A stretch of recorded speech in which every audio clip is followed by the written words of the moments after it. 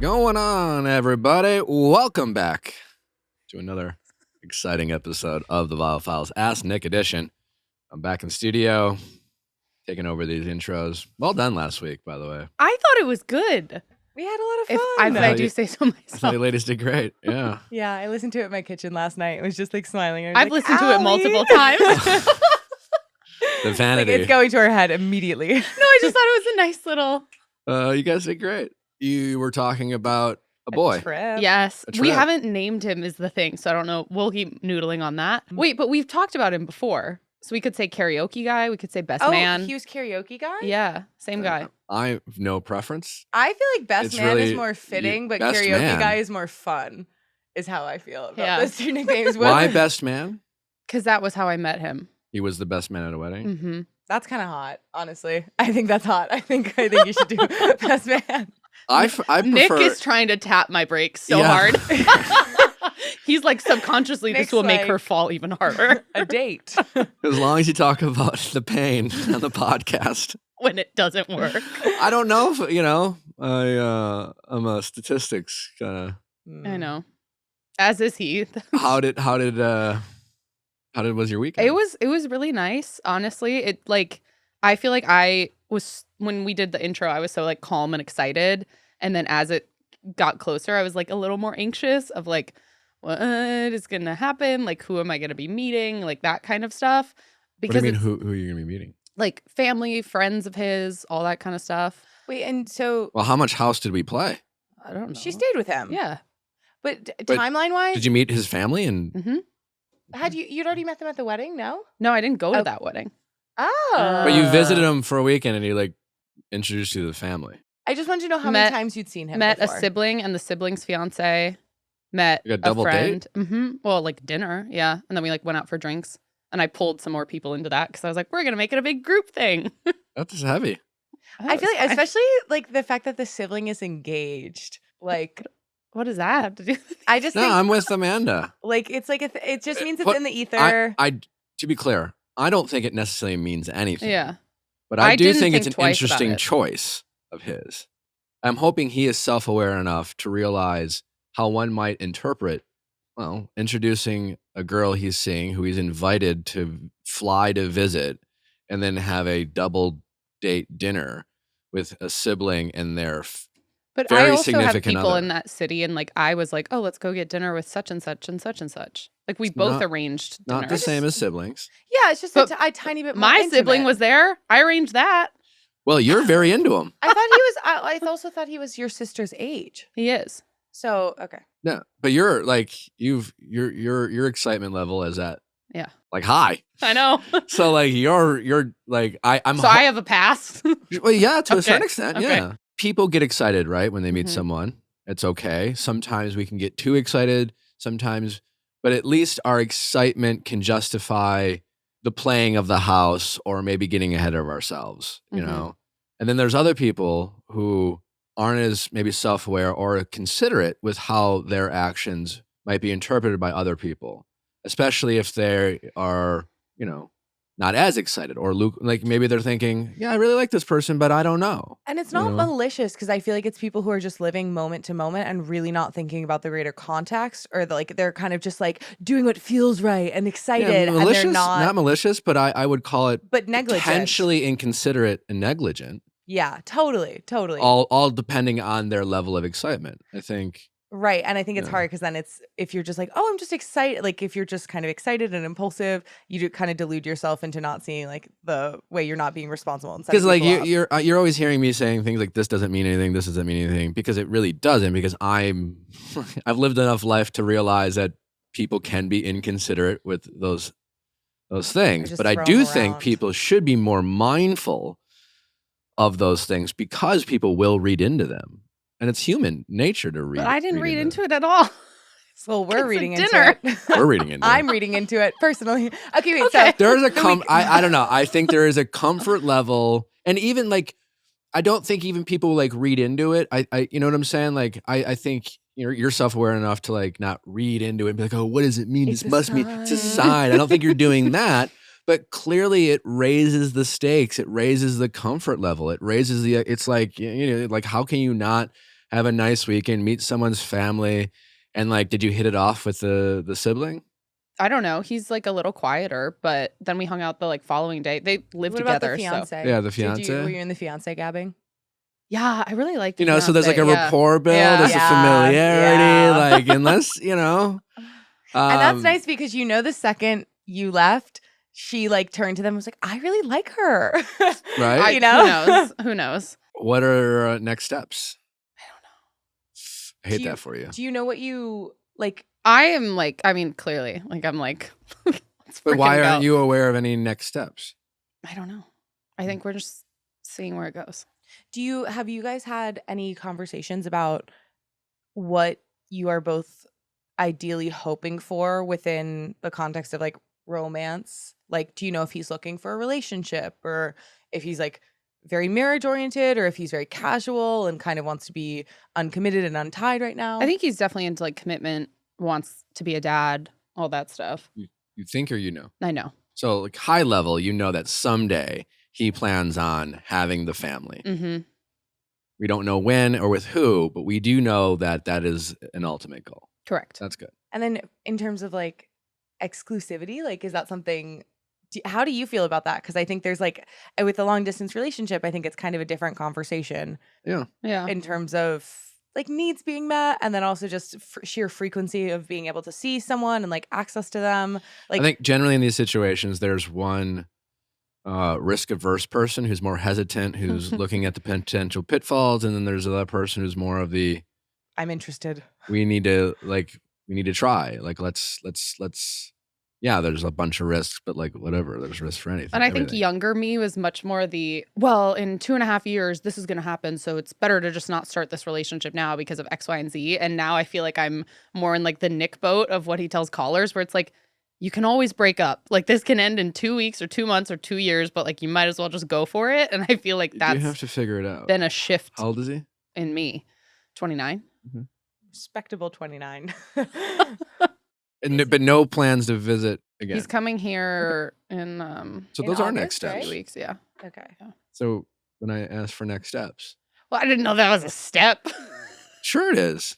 Wait. When I say what's the next what's next steps, and you're like, I don't know. I'm like, oh, you went on fucking see him. You know, like, See, fuck. I would have understood more if you said, "Do you have any next plans?" Next step Yeah, was like, next step. Next steps. Yeah, I'm gonna see him again. Okay, Mhm. that's something to look forward to. I think see him again. I feel like in person is just so much better. Figure it out. Add some more data points. Totally. Yeah. Yeah, I think when you were saying no to next steps, it meant more necessarily like Yeah. relationship Yeah. standpoint of like, Yeah. I'm not sure if I'm going to initiate XYZ kinds of conversations. Correct. I would love for you to utilize the interested versus like mentality. It's a good one.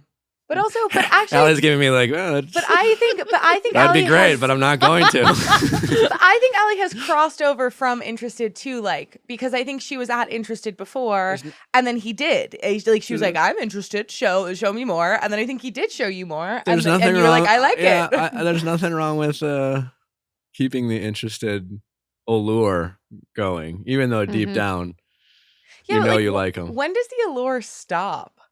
When you stop wondering how they feel about you. Don't you always kind of, or not always kind of, but like I feel like it takes a really long time Uh-huh. to get to Yeah. a certain like degree of like, I really. Correct. And I think there's a lot of people out there, a lot of people who listen to the show who have felt excitement and confidence and then a disappointment. And to your point, that disappointment comes from the reality that it does take much longer than we like to think sometimes. And the interested over like keeps us grounded and keeps us finding out the things that we haven't learned yet. You know, you obviously like this person. There's a lot you like so far, but the reality is you have so much more to learn. Mm-hmm. That's, things that people just have to be in relationships and, you just like. I feel like sometimes though I would use that exact like phrasing as a means of kind of emotionally detracting a little bit from a situationship that's getting kind of less of a situation, more of a ship, to be like, oh, well, I don't know that much about them. So I don't know that I am that invested. And kind of use it as like a means of having one foot out. To a certain degree, but I think it just depends, but until you really can feel confident about how they feel about you or the situation, and you're not wondering and not, that kind of in-between feeling we often feel in these situationships or long distance relationships, or like it's initial, it keeps us grounded and it keeps us curious, because I do think, we say this all the time, we all have a tendency of deciding we like someone and then stop learning as much. Totally. And so it's like we have like a coloring book thing, and we were like, nope, this is the image, and now we're just gonna find anything that fills in the lines, when it's like, no, we don't know what the image is like. I know it's not as romantic or as exciting, but I'm just the keeps you on your toes, Debbie Downer of just Debbie Downer of dating. Keep them interested. When you date someone, it's like they're choosing you over the field. The field is not only everyone they've met, it's all the unknown, people that could exist who haven't been humanized and imperfect. Yeah. And so it's a lot to compete with, and we're all competing with that while we're dating. Well, it's exciting, Allie. Excited to hear more. Either way, I know. Great for the he's show. Coming in 2 weeks. I need to do the math. 3-ish, 2 or 3. Maybe. Okay. Oh wait, do you guys say goodnight every night? Mm-hmm. Okay. That's the real before DTR is the good nights, the consistent good nights. I stand by that. I really do. I think there's a turning point. So when Nick said, "What's the next step?" I would throw in good night. Some inconsistency. I know it's some game playing, but I don't like games. I understand. No one does, but they do exist. You know what people do like? Winning. Nobody likes gaming, but people like winning. I'm just saying, just throw in some inconsistency. Be unavailable a little bit. Mix it up. Okay. A little preoccupied. Oh, sorry. You missed the old good night. Head games. Can't hurt. Can't hurt. We have a great show. We got a great week lined up. Excited to keep bringing you the Bachelorette recaps. Don't forget to send those questions at asknick@castme.com. Cast with a K. For all things Ask Nick, whether it's our Ask Nick episodes or texting office hours. And I know you all seem to really love the mediation episode that we put out there. And we are down to still do it. So if you, it's just finding couples. It's just harder to find couples to do it with scheduling and things like that. But if we can accumulate enough, we'll keep putting it out there. So if you and a loved one, a significant other, a friend, whatever, is in some sort of pickle, we will. We have an excellent track record of finding some common ground. Yeah. And that's all we're trying to do, not pick winners, bring people close together. So send in those as well. Also, we always like to put in the reminder, reviews, always appreciated, whether it's on Apple or Spotify. Spotify, you just give us the 5 stars. iTunes, you don't have to write anything. You're welcome to. We always appreciate it, especially from our Ask Nick audience, because every once in a while we piss off Bachelor Nation. Inevitably, there's 20 people who like to review bomb us, which doesn't really affect the show other than our own vanity. So if you guys want to give us some 5 stars, we do really, truly appreciate it if you take the time, especially our Ask Nick audience, write something nice about the show. Thanks in advance. We love you. If you are Monday morning, if you are listening and you have a texting office hour question, now would be the time to email us. We might pick you even this morning. Also, a reminder, follow-ups. If you've called in, if you've listened to the show, and or we'd love to hear if you didn't call in, if you've taken our advice and you've applied it, we'd love to hear the outcome. Let's get to our callers. Find a doctor when and where you need it, when you want. Know that they are reviewed by patients that are real. I mean, so much about finding a doctor is unnecessarily irritating and inconvenient, and you don't know if it's the right doctor, and then you get a 2-month waiting list, and then you find out they don't take your insurance. What a nightmare. And then there's ZocDoc, which helps with all those things. ZocDoc is a free app that shows you doctors who are patient-reviewed, take your insurance, and are available when you need. Wow. How amazing. And it's truly incredible. Allie, Amanda, myself, we've all used ZocDoc with the same amazing experience that truly, it's literally what they do. Just go to ZocDoc and you'll be seeing a doctor in no time. Go to ZocDoc.com/VIALL and download the ZocDoc app for free. Then start your search for a top-rated doctor today. Many are available within 24 hours. That's ZocDoc.com/VIALL, ZocDoc.com/VIALL. How's it going? Good. I'm Capri and I just turned 30. Hi, Capri. How can I help? So, to give you a little backstory, my parents have always had a really tumultuous relationship growing up. It has just, taken a huge toll on our family. So, my mom often gets like upset with my dad when he hangs out with me and my sisters. There's three girls in our family. We all are older. We have between us 8 grandchildren. She often gets like really upset when he hangs out with us because she said that it takes away time that they could be spending together. But she actually suffers from severe mental health issues. And so she sleeps about 80 to 85% of the time. So even when she asks him to do something, oftentimes it leads to her like not even following through with it and her saying that she has a headache or she needs to, go back to sleep or things like that. So my dad is obviously, lonely. He wants to spend time with us. He wants to see his grandchildren. So the other day, my sister and her husband came over with their little boy and they were going to plant a garden for my parents. And when she walked through the door, she overheard my parents fighting. So she kind of stopped at the door. But she overheard my mom say to my dad, I've spent 90% of my life with those girls, meaning her daughters. I just need a break, which is not true because, like I said, she has, from a very young age, has had pretty severe mental health issues and slept like a lot of our life. But anyways, she does not know that any of us know that she said this, but obviously my sister had told me and my other sister, and then my dad had actually confided in us about it. So another thing to talk about too is that my dad confides in us a lot about some of their problems. There have been times where I have asked him not to, but I understand why, because he has no one else to talk to. Not a lot of people know what he goes through on a daily basis except for us, obviously. But I'm a little bothered by this specific statement because the day after that my sister overheard this, we came over and she sent us a text message saying after we had left, it saying like, I had so much fun with you guys. I love you all so much. I just like cherish the times that I have with you and things like that. And part of me thinks that she might have some idea that we know. And so she said something along those lines.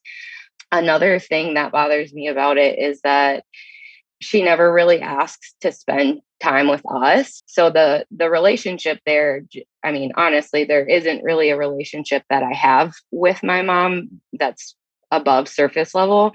With my dad, him and I and my sisters are very close. I had originally reached out asking like how to let her know in a way that I know that she said that. What I'm afraid of with that is that it will somehow get my dad in like quote unquote trouble. But I think like to piggyback off of that, a question of mine is like, what advice do you have on like setting some boundaries? Because I have 3 kids. And if that's the way that she feels about me, it's really hard for me to like open up my children to her because I don't, if you feel that way about me, I'm very protective. And I don't want that. I don't want you to have access to them in a way, if that makes any sense at all. Yeah, I mean, listen, I get the what makes sense is this is a really sensitive issue. Even if your mom felt overwhelmed by you and your sister, and let's say subsequently, because in her mind, her bandwidth for affection with people, I guess, how does that negatively affect your kids, even if she only sees them at her convenience? If you really think you're protecting your kids, then obviously they're the priority. But if it's a way of punishing your mom Mm. and hurting her because it hurt you, I don't know how productive that is.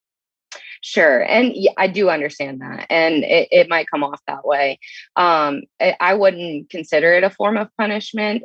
I more or less want to protect them from the tumultuous energy that she often brings to the table. For example, my daughter is 3. And she, like the other day, she was like, Mom, I know exactly where so and so is right now. And she started listing off some of our family members. And she said, and grandma, she's sleeping, she's in bed.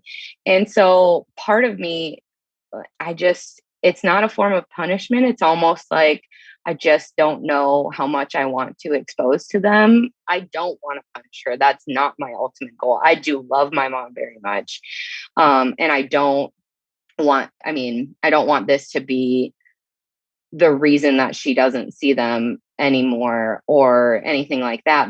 But I do feel the need to like set some form of boundary with them because I don't know how much of that I want to expose them to. Does that make sense? Sure. Well, I think there's a difference between like, when I was younger, I just like go to my grandparents' house for like a weekend, and my parents felt ultimately comfortable with that. You might not feel comfortable with like leaving your kids with grandma, Right. but that doesn't mean like under your supervision, grandma can't see them, and grandma's sleeping, and like, they don't know that. But so I think you can find a compromise.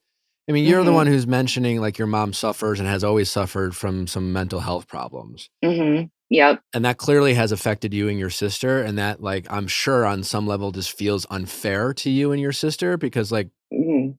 that sucks, But as much as you can, and this might be easier for me to say and harder for you to hear, but like, just I think the best way for you and your sister to cope with this is just to continue to try to empathize with your mom. The problem with eavesdropping or like searching through someone's phone, Mm. stuff like that, is we're not meant to hear everything. Sometimes people are allowed to vent. My mom has 11 kids, It's a lot. and and I am sure, and I know, in fact, if my mom ever felt like she was just like tired of her fucking kids, like always being at her house, like, I would understand. You're a little different because, my mom did like sacrifice her whole life for her kids. And you're coming from a different place where you're just like, mom slept the whole fucking time. Like, what the fuck did mom Mhm. do? Yeah. But mom did have a mental health condition, and maybe she is just doing her best. And this might be just one of those situations where you not getting the childhood you hoped you had, especially as it compares to maybe some of your friends or relatives of the ones they had, is only and holding on to that frustration it's only gonna hurt you and your sister. I don't know you, and I wish for you that your childhood didn't include a mom with mental health problems, because I can only imagine how hard that might be. But unfortunately, it happened. But, like, at least you can try to have some grace knowing that it's not because mom hates you, it's because mom's struggling inside her head. My mom has a condition, it's an inner ear thing. She has a problem with sound and balance and whatever.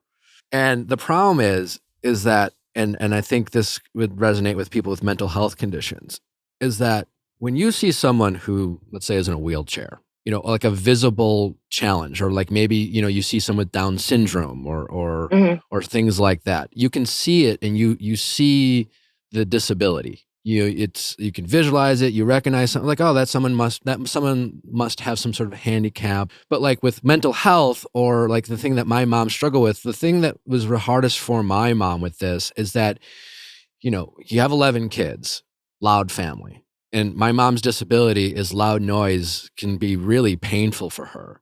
But like, it's so easy for us to forget because we don't see it. It's not front and center and top of mind. And so while you might understand that your mom has a mental health condition, most of the time you see this like very capable woman who, like, you don't see the disability, you just know of the disability. I mean, you see her sleeping, but you know what I'm saying? It's harder for you to visualize, and therefore subsequently harder for you to have empathy. Imagine like slamming a door on someone on crutches. You're just like, oh, what an asshole, you know, because they're just like, you know, they're on crutches or in a wheelchair, and like you're just like, oh, you'll just figure it out yourself. You're like, how did you not see this person like in this wheelchair? It's like, oh, you know, like, but like it's so easy for us to get the things that we are out of sight, out of mind. Right. You know? Right. No, definitely. And I don't know if that offers any perspective, but it's just like overhearing. I honestly just don't think it's going to do much good bringing this up to your mom that you heard it, especially the way you suggested you might write it, where it's just like, just, you know, I heard this, you know, like, Right.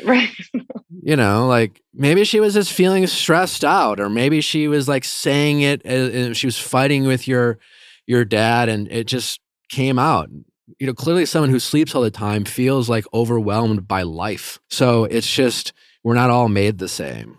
And I know this is all like annoying because it's like your mom and all you probably want is just to like feel some like unconditional love from mom and not always have to have empathy for your mom. But yeah, unfortunately, you're just in a tough situation. It's a winless battle trying to get your mom to be a certain way that you always wish she was. And you just might have to accept that this is maybe the best mom can do. Wow. Yep. I mean, definitely. I agree. I think sometimes it's so easy for me to forget that too, because like you had mentioned before, it's, you know, I can't take back the childhood that I had. And I am just striving so hard for my children to have better than what I had. So it's really hard to expose them to someone who, I mean, unintentionally obviously hurt me like throughout my entire life. And the good news is they have you and your mom is not their mom, and you can offer that level of protection. And in the best possible way, what your mom showed you is what you don't want to be to your kids. And I guess in some weird fucked up way, that's something to be thankful for. So it's just trying to find that peace while trying to find things that you can still be thankful for and show appreciation. And you can still be frustrated at mom and you can, you know, but like you holding on to that stuff is unfortunately just it's not going to do you any good. Yeah. And trying to like get back at mom, while it might feel like as a natural reaction, it's just like she might not be able to help it, you know? Yeah. Mm-hmm.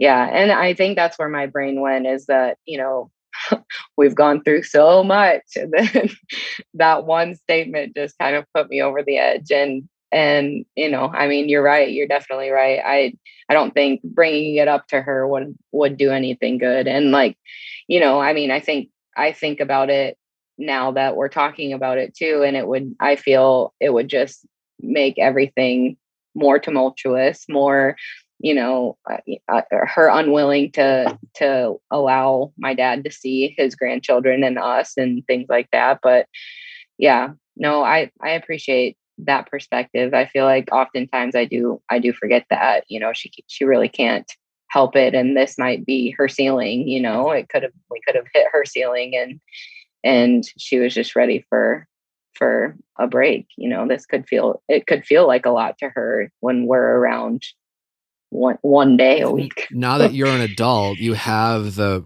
ability to understand. Like, you didn't understand that as a kid. Like, what the fuck is mental health, you know, especially 20, 30 years ago, you know? And so now as an adult and with a heightened awareness of people who just have mental health struggles, you can try at least to see your relationship with your mom in a completely different lens. And just thinking, mom loved us the best she could. Absolutely. I know. Yeah. Well, I'm gonna go write that down and meditate on it. No, I'm just kidding. No, yeah, I mean, yeah, no, really, I appreciate that, because it is hard. You know, I mean, there is a lot of anger and there is a lot of resentment towards her, and I think sometimes it's so easy to want to guard my kids from it, because I just don't. It could, I mean, maybe you were right. Maybe it did feel like a step, you know, like I was trying to get back at her in some way by taking them away from her, or. Yeah, I mean, it would be understandable too. You're just like, well, if you're not going to appreciate my kids, then I'm not going to let you see them. Unless you think mom's really hurting your kids, I think allowing them, and maybe even under a supervised environment, mom seeing the kids as much as they can because like your young kids probably won't know any better, and they will still be able to like have a relationship with grandma who eventually won't be in their life someday. And eventually at the right time when they're older, they can learn about grandma's mental health struggle, but it's not important for them to know right now. Like grandma sleeps a lot. Great. Old people are tired, you know?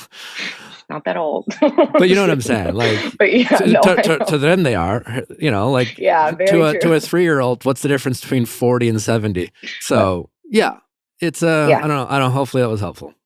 That was very helpful. I appreciate it. I feel this overwhelming desire to like put up walls and boundaries, but I appreciate the reminder to have empathy for her, because it's true. Maybe she was just at her max that day, and you're right. People, I would fall over dead if somebody heard some of the things that I vented about. So Yeah, to take it easy on yourself, and like I just wonder how your perspective might be if you just think maybe she absolutely loved us the absolute best she was capable of. right. No, I appreciate that. Thank you so much. All right. All right. All right. Take care. Yeah, you too. Bye-bye. How's it going? Good. Hi, my name is Jessica. I'm 33. Hi, Jessica. How can I help? Yeah, so I started dating a guy back in the spring and we hit it off really well. We could both tell there was a big connection there, and we felt something stronger than previous dating relationships. And so the first month was really great, and he had this opportunity to work abroad for about 2 months. And then I considered that since this was so early in the dating phase that we didn't need to keep dating, that maybe we would just reconnect when he came back. But he insisted that we continue to date, and he came up with ways that we would date while he was abroad. And I actually ended up visiting him out there when he was working. And it was a wonderful trip. We still had the same connection that we had when we were together that first month. Well, once he came back from working abroad, the conversations immediately turned into, here's my schedule. This is what I have going on. I have all these prior commitments. We need to pencil in dating each other for my schedule. And on top of that, he's also part of this co-ed social rock climbing group that meets once a month. And they also have these social events. And there was a huge declaration made to me that I wasn't allowed to be a part of it. And the only way that I could be involved is that if this continues to be a more permanent thing. Do you remember how he said it? Yeah, he was like, I will invite you to the other things that's going on in my life, but this is the one thing that you cannot be a part of. And it was kind of confusing to me because I know that there's other people in the group that bring people that they're dating to social events. And I had never asked for this group to be a member. Did you ask him why? Because he said that there's this unwritten rule that people don't bring people that they're dating into the group, so there's no drama. Okay, that's just weird. I feel like anytime I bring it up or there's any type of conversation around the topic, it's a long drawn out argument. And so I can't bring it up anymore. So I'm just a little bit confused on what to do from here, because I really do like him and we do spend time together and we do things together. But again, it feels like there's this huge emphasis on his schedule and his life and how to meet his needs and his prior commitments, instead of trying to figure out how do we prioritize dating each other and, what are the things going on in my life as well, unless it's on a calendar somewhere or penciled in somewhere. So I don't know if I'm being needy and asking for too much of his time, or if this is something that I should actually be concerned about. Do you think you're being needy? I don't know. I've never been in a position where I've dated someone where I have to pencil in times. But do you think that you're being needy? If you sit down and think, all right, I'm really going to be honest with myself, I'm really going to try to empathize with him, do you really think that you're being needy? I think maybe in certain moments I'm asking too much of him, but I Like think what? in regards to Such as? dating each other in a bigger picture, I don't think I'm being needy. So the times when you think in certain moments you think you're being needy, what are those moments?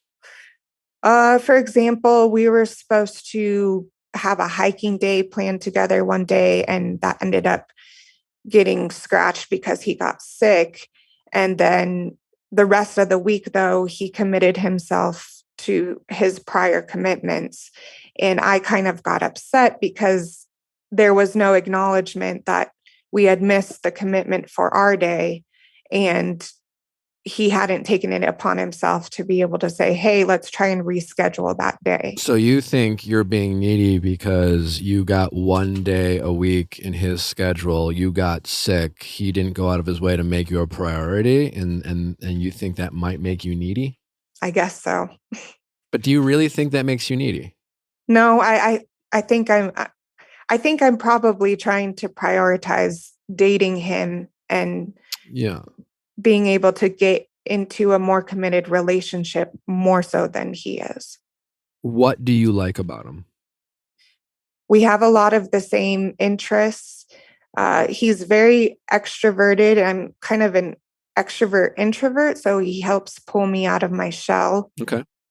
He challenges me in certain aspects, not in a bad way, but in a good way to try and make me better. Whether that comes to my work or the interests that we share together, he makes me laugh. And that first month of dating, he definitely went out of his way to show that he was thinking about me or wanted to do special things to surprise me.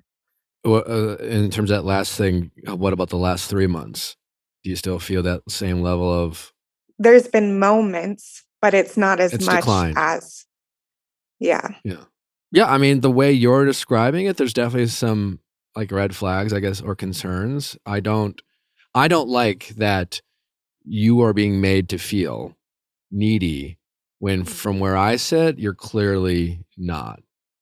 And Okay. your desire to make this relationship work is making you doubt yourself more, when in Mhm. reality, you should just be seeing this more clearly and honestly and seeing it as a flaw in him rather than a flaw in yourself. Like, in these moments where you're like, "Oh, am I being needy?" Like, what would you tell a friend? Like, I just repeated back what you told me. You're like, "Yeah, Yeah. I asked you to give me an example of a specific time you thought you were being needy, and you gave me a time where you had one day a week aligned to hang out with him. You happened to get sick, and he made no effort to try to spend time with you and made it feel like you being sick was your fault and not his problem, and he was in no way willing to be flexible or prioritize. Like, it sounds like you made yourself feel needy because he wants to have a girlfriend who fits into his very busy schedule. Yeah. Well, and I did ask him, I said, is there ever going to be a point where you acknowledge that we haven't spent some time together and you maybe put some of those plans aside and figure out a way that we can spend time together? And that made him upset because he said, you're asking me to cancel prior commitments. So did And did he get frustrated or upset? I guess frustrated is a better word. Okay. To me, it just sounds like maybe you guys just aren't compatible. Yeah.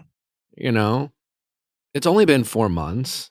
Yeah. Yeah, I understand the first month was really great, and you were able to list some nice qualities, but other things like feeling like a priority, feeling like you're not an inconvenience to them, like in less than 4 months, you feel like a burden to him as much as you feel like a priority.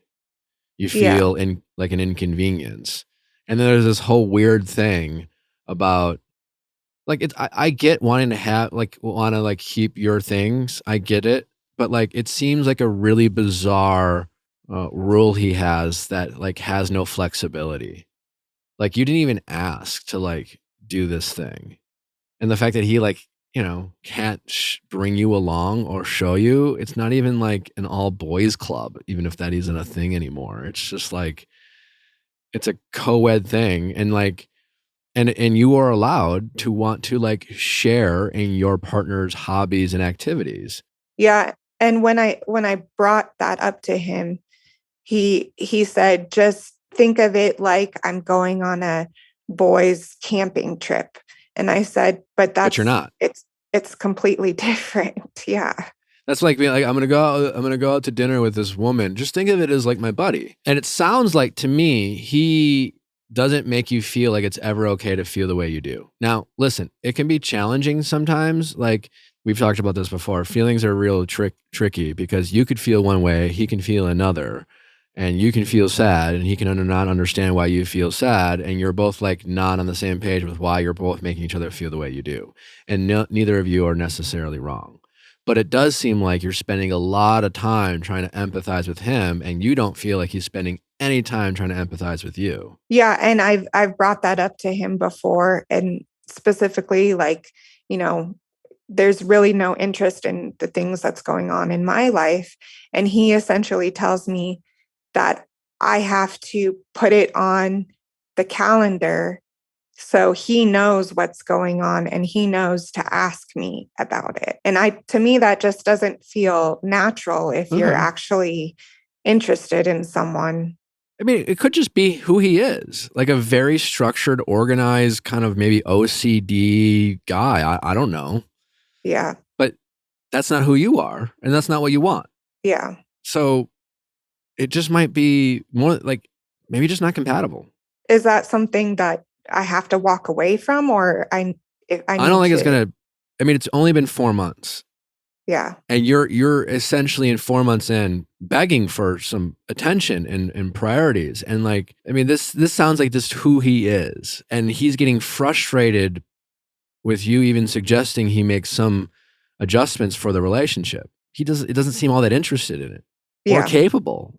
I think early on you want to date someone who's pretty excited to have you in their life to the point where, I mean, in the first year of a relationship, people tend to be almost overly empathetic and overly understanding, and then that's not who they really are. And then a year goes by, and then you start getting a little bit more honest with your expectations and what you really want, and you start being honest by being like, to be honest, I don't really want to do that. I'm not going to go, with each other's things. And he's doing in 4 months, he has never made you feel like he's willing to do things that you want, or when he does, it's just like you got to like beg for a slot time. And it seems like a match for him would be another extroverted person who is equally as busy, who magically their busy schedule and his busy schedule like fit up and doesn't get in anyone's way. But it doesn't sound like the way you're describing it, it doesn't sound like he's interested in having a partner. Sounds like he's just interested in having a girlfriend at his convenience.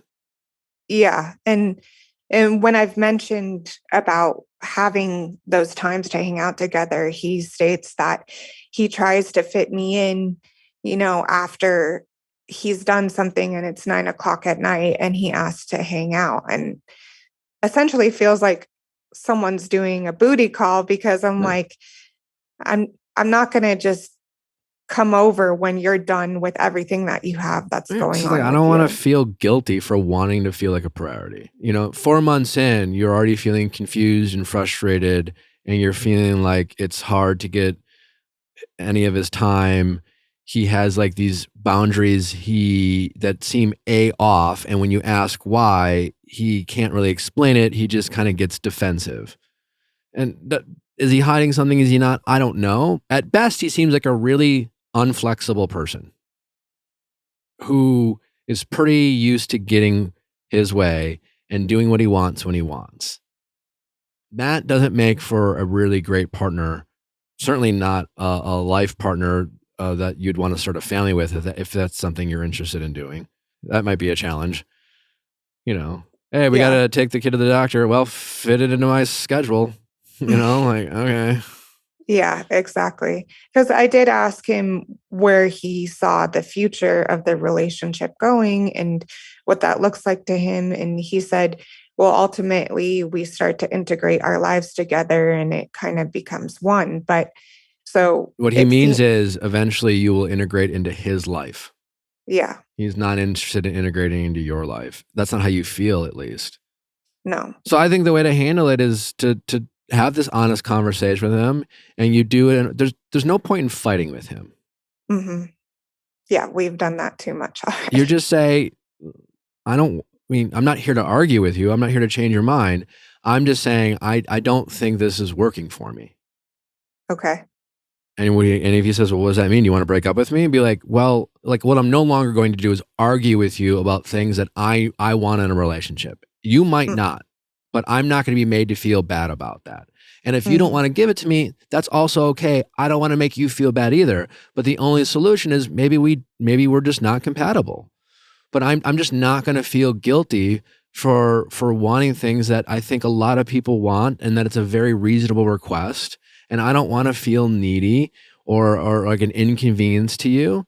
And I know that I'm not a needy person, and I know there's someone out there who will want to do the things I want to do, and you don't want to. And again, that's okay. So maybe we just, cut it off. And then you can see what he's will, if that makes him adjust or reconsider. Now, if he magically changes and does all the things that you want, you have to recognize that this might just be a reaction to him losing you, and it might not be sincere. And like this is clearly a guy who's used to getting what he's want, and he's used to being in control, and he's used to kind of being bossy. And it sounds like a guy, he probably has a lot of friends that aren't his equal, but rather like, does what he wants when he wants to do. That wouldn't shock me. Yeah. He has a lot of different social groups. I don't know if he has like a good core quality group of friends, but it seems like there's all these groups, so he always has something to do. Yeah. Always something on his schedule. And then, that's fine for him. Good for him, but that's not you. Yeah. And I think the more you can confidently say to him, that's not who I am, it's not what I want, and that's okay. Like, I don't think anyone should be in a relationship where they can't freely express with confidence who they are and what they want in a relationship to be happy. And if you are feeling like you're tiptoeing around this with someone, especially this early on, then I don't think they're your guy. What you should see is continued growth, and you should see progress, but you should feel like you're getting closer. You should feel like you're connecting more. You should feel less confused and more secure with how he feels about you, and more confident in the trust that you're building.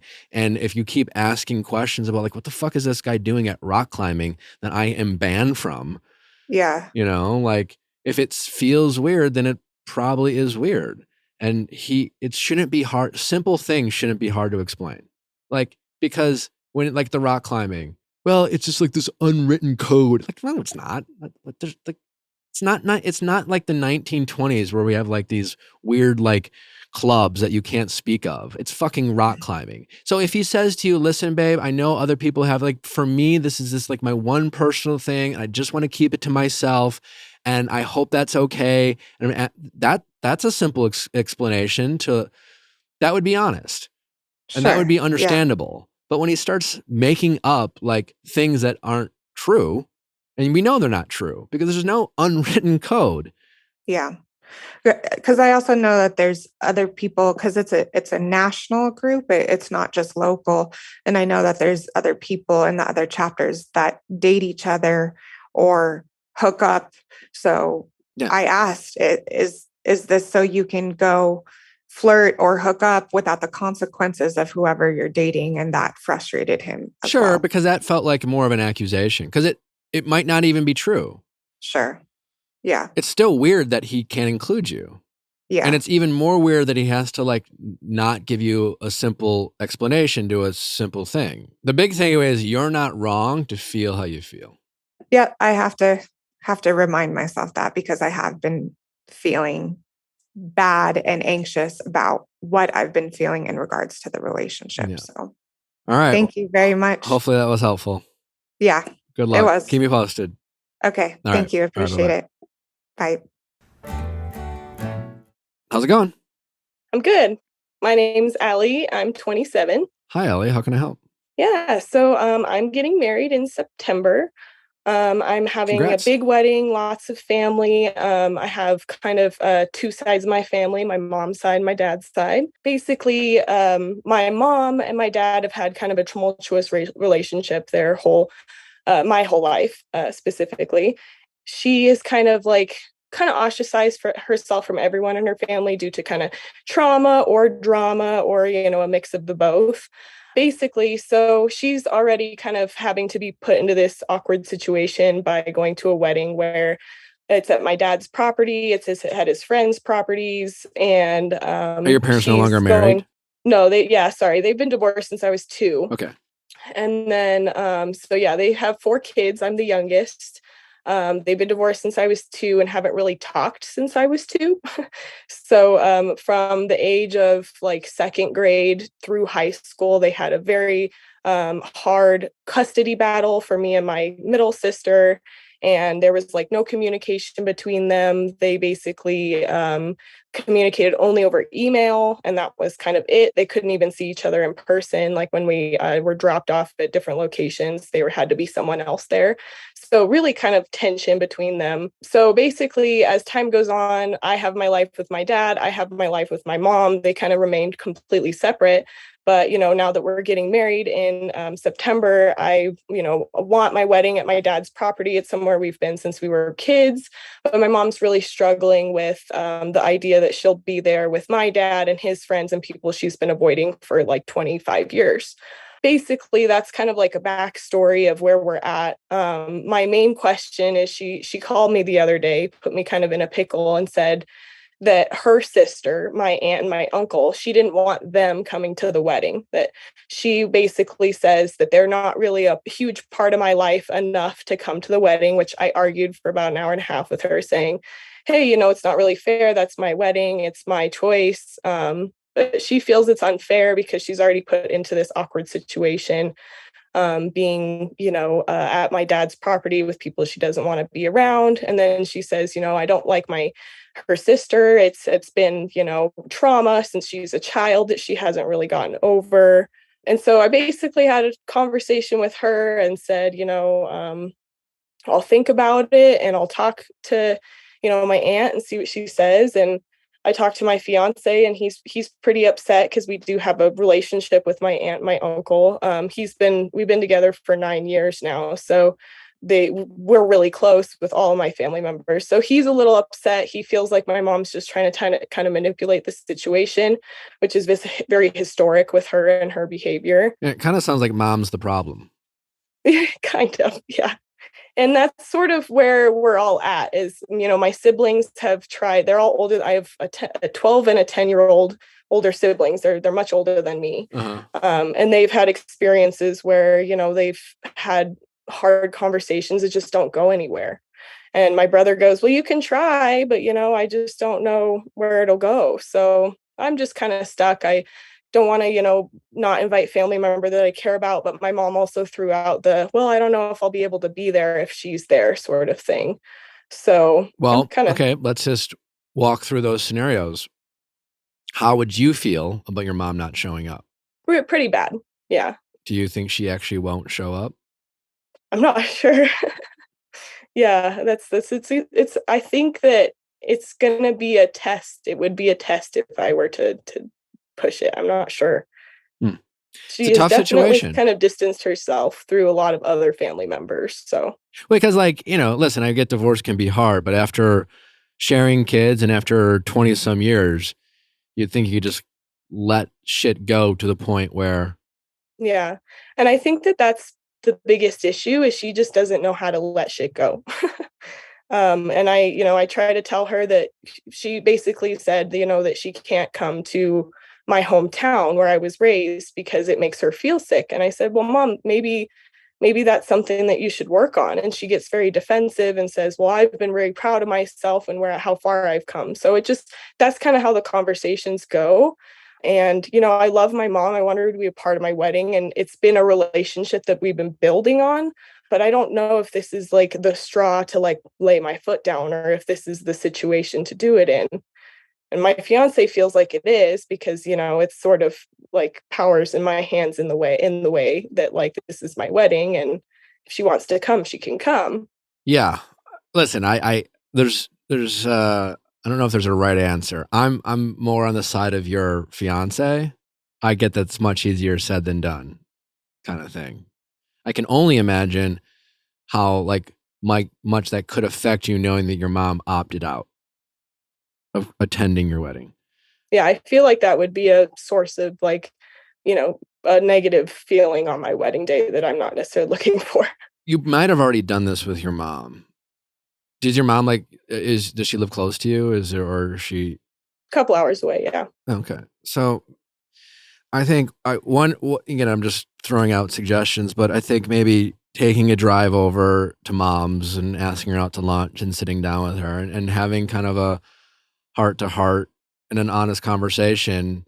One, you need to like in the nicest possible empathetic way, remind her that like this is your wedding and your day, and more than anything, you promised you and your husband that you're going to prioritize one another, and this day is about us. And Yeah. your hope that your biggest dream and hope is that the people you both love, both you and your fiance, have the people who you love want to be there to support them despite their opinions and feelings on anyone. It's a large family. There's a lot of people. Like you can't possibly try to manage everyone's relationships. Like you can even throw in, hey, he's got family members that also don't see eye to eye. Yeah. But like it is our day, and it would absolutely break my heart if my mom didn't show up.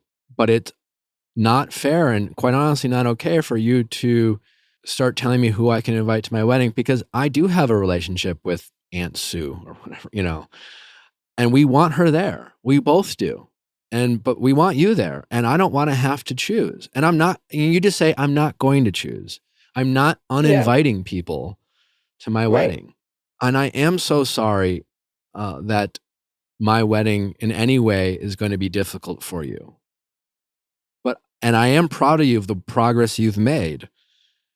But we are never unfinished products. And it doesn't mean, so congrats on the work that you've done. But clearly, by your own admission, because you're stating that you can't even attend your daughter's wedding potentially just because your sister's going to be there, clearly means that there's some work to do. Because if nothing else, I would hate that like you can't, like that you're incapable of being in the same room as your sister for your daughter's wedding. Right. And if you really think you can't go, then that's you acknowledging that maybe there's some work to be done. It's not me saying it. I'm not telling you what to do, but don't you think that you should be capable after so many years of at least handling in the same room? I'm not asking you to talk to them. I'm not asking you to be friendly with them. What I'm asking you to do as my mom, who I love more than anyone in the world, and as to be there on my day, at least be there for the ceremony. Let me have a moment with. I don't need you to have fun. I just need you to be there. Right, I don't even need you to, it is my day. And today I'm going to be selfish. I am. I'm asking you to be selfless for my wedding day. And I'm asking you not to put me and your fiance in a position, because you making us uninvite people or you not showing up will forever affect my wedding. Right. And mom, I am sorry that you went through a divorce with dad, but like just for a moment, think about how this animosity that you and dad have held on to has affected our lives. So for this day, can you just give this day for me? I'm asking you. Yeah. Because your mom does this whole thing that parents do that's very manipulative, and it's just like, I've done so much for you. All I'm asking is this one little thing. And it's just like... Yeah, she's asking for sympathy a lot. She's like, I'm not asking you to uninvite people. I'm asking you to have sympathy for what I went through and my feelings in this wedding. And so, yeah, mom, I love you with all due respect. It's not your wedding day. It's just not. This is my one day that I can be unconditionally selfish.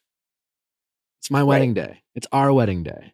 And it's not fair to you. You keep asking me to empathize with you, but you're not spending any time empathizing with anyone else but yourself, Mom.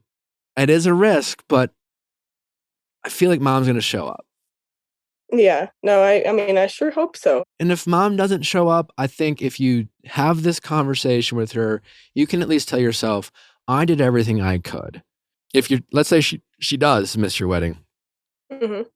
You try your best not to be resentful or be angry or show anger. You show sadness and you just say, Mom, that was really sad that you chose not to come. And I really hope that you can understand why I made the decision I did, but I hope that you can, again, like I said, you not being able to come is a recognition that maybe there's some still work to be done. And I still love you and I still want to be there for you. But I'm going to be setting some boundaries here, but I want a relationship. And just try not to hold it against her. If your mom not coming to your wedding was a wake up call to her for improvement, would you think it would be worth it in your mind? Maybe. Yeah. Definitely. Yeah. The truth is at your wedding, you're not going to spend much time with anyone. Yeah, that's true. And I do realize, I knew that was the answer. I knew my fiance's opinions, I agreed with him. It's just hard to figure out how to approach that conversation when you have such a history of, feeling like you're belittled or manipulated in a lot of different ways. So I appreciate just the way to approach it. They just got to stand your ground. And when she uses her feelings against you, talk about your feelings. Imagine asking someone to not invite people on the wedding day. When she says, I'm not asking you not to invite someone, I'm just asking you considering your feelings. You say exactly what it is. Mom, that is a very manipulative way of getting me to uninvite someone. Yeah. That just is what it is. That's just a fact. So can you stop doing that? Stop treating me that way. That's not fair. I'm an adult. I'm your daughter. Respect me. I think unfortunately, when someone puts you in what feels like a no-win situation, you have to call their bluff. Yeah, definitely. Because your mom is used to doing this and getting her way, and no one's ever told her to stop. Very true.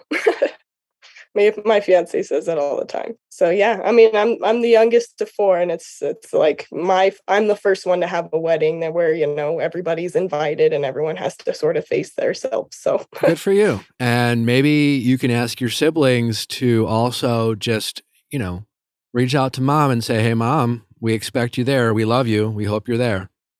Yeah. It's a big deal to her. It is. Yeah. So please come, Mom. We love you. And just for the purposes of getting her to the wedding, that's all you really need to say. And if your mom's like, well, if you love me, and be like, no, Mom, no, I think, yeah, kind of cut it off there. Yeah, I think you just don't. When our parents are manipulative or they kind of act like children, don't listen. How when kids throw a temper tantrum, you just ignore them. When adults throw a temper tantrum too, the best thing to do is just don't let them know it works. Ignore them. Just be like, okay, well, yeah. When you're done, let me know. Yeah. But I hope Mom comes. But yeah, I think she will. I mean, I don't see why not. It's just definitely one of those things where it has to take conversation to get there. So yeah, and I think, like I said, I think go to Mom and have this conversation, but you're going there to have that specific conversation, but don't keep having it. Mom doesn't get to keep, no, Mom, I've said my piece. I want you there. That's all that needs to be said. It's up to you. Right. Just got to put my foot down, draw the boundary. It's tough. Yeah, can be. All right. Awesome. Well, thank care. you so much. No, my pleasure. I appreciate it. Bye-bye. Have a good one. You too. Bye. Thanks for listening. Send in those questions at asknickcastme.com. Cast with a K. See you tomorrow.